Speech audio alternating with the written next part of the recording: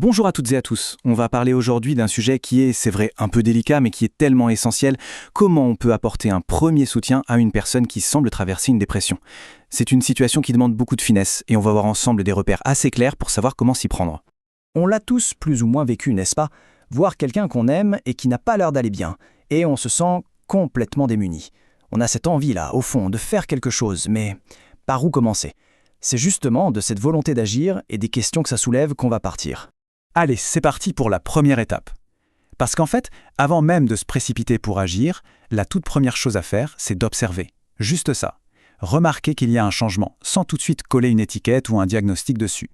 Alors concrètement, qu'est-ce qu'on cherche à voir? Bien sûr, il peut y avoir une tristesse qui s'installe, mais ça peut aussi être un manque d'énergie flagrant, comme si la batterie était tout le temps à plat, ou alors une perte d'intérêt pour des choses que la personne adorait avant.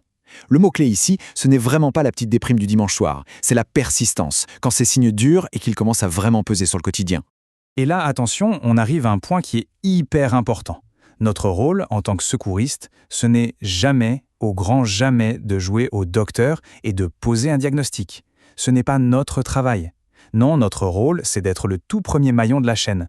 Celui qui remarque, qui offre une oreille attentive et qui, peut-être, va aider à trouver le chemin vers une aide plus professionnelle. Bon, on attaque la deuxième étape. Et c'est souvent celle qui fait le plus peur, soyons honnêtes. Comment on lance la conversation? C'est un moment super délicat qui demande d'y aller sur la pointe des pieds. Il y a cette vieille idée reçue, vous savez, qui dit que si on parle de dépression, on risque d'empirer les choses. C'est complètement faux. En fait, c'est même tout l'inverse. Rien que le fait d'ouvrir la porte, de créer un espace où la parole est libre et sans jugement, ça peut être un soulagement énorme. C'est peut-être même le vrai point de départ pour aller mieux. Ok, mais dans la pratique, on fait comment? Eh bien, cette petite approche en 4 points, elle est super utile. D'abord, le cadre. On choisit un moment tranquille, un lieu où on se sent bien, en privé. Ensuite, on exprime ce qui nous inquiète, mais tout en douceur, en parlant juste de ce qu'on a vu. Après, on se concentre sur ce que la personne ressent, pas sur un diagnostic. Et enfin, et c'est crucial, on se prépare à n'importe quelle réaction. Ça peut être du soulagement, de la colère, du déni, et on accueille tout ça sans juger. Et ça nous amène au vrai cœur du réacteur, si on peut dire, l'écoute. C'est sans doute la compétence la plus importante, la plus puissante qu'on puisse offrir.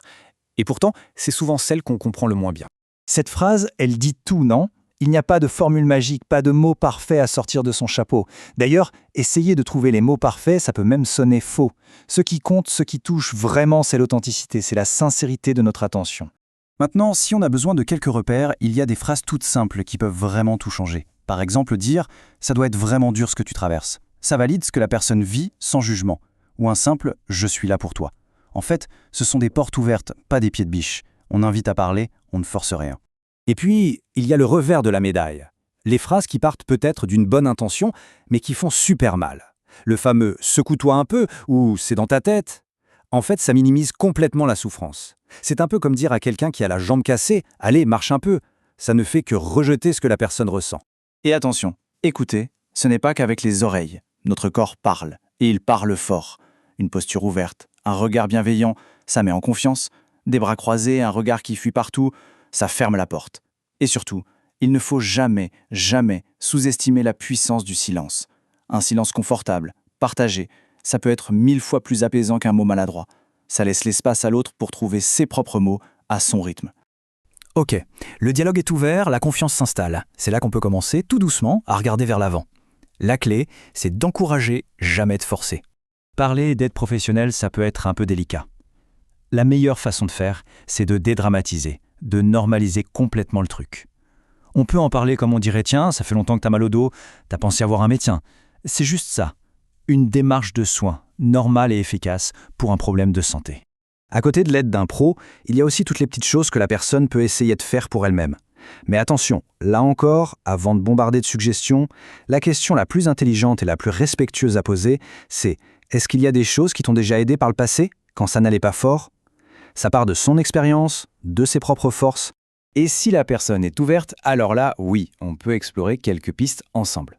L'idée, ce n'est surtout pas de lui donner une longue liste de devoirs, ce serait juste écrasant. Non, c'est plutôt de voir ce qui semble faisable, même un tout petit truc.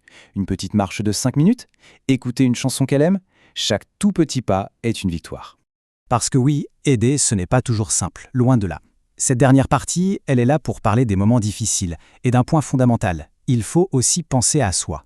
Quand on a l'impression de tendre la main dans le vide, c'est normal de se sentir frustré, ou triste, ou complètement impuissant. C'est humain. Il faut vraiment accepter ces sentiments. On fait ce qu'on peut et c'est déjà beaucoup. Mais alors, la question qui tue. Que faire quand on est face à un mur? La situation que tout le monde redoute, on a tout tenté, on a proposé notre aide, et la personne n'en veut pas. On fait quoi dans ce cas? La réponse, elle est à la fois très simple sur le papier et super difficile en vrai. On doit respecter son choix. Évidemment, sauf s'il y a un danger immédiat pour sa vie ou celle des autres, on ne peut forcer personne. L'essentiel, c'est de garder le contact et de dire, simplement, sache que la porte reste ouverte, sans pression. Et on termine avec le conseil peut-être le plus crucial si on veut pouvoir tenir la distance. C'est simple, on ne peut pas donner ce qu'on n'a pas. Aider quelqu'un, c'est épuisant émotionnellement. C'est donc absolument vital de connaître ses propres limites, de recharger ses batteries et pourquoi pas, de chercher du soutien pour soi-même. Voilà, pour finir, s'il y a une chose à retenir de tout ça, c'est la suivante. Être un premier secours en santé mentale, ça ne veut pas dire être un super-héros qui a toutes les réponses et qui va guérir la personne. Non, ça veut dire offrir la chose la plus simple et la plus humaine qui soit, une présence. Une présence calme, patiente, bienveillante. Et très souvent, c'est de ça et seulement de ça dont la personne a le plus désespérément besoin. Et c'est ça le plus beau des secours.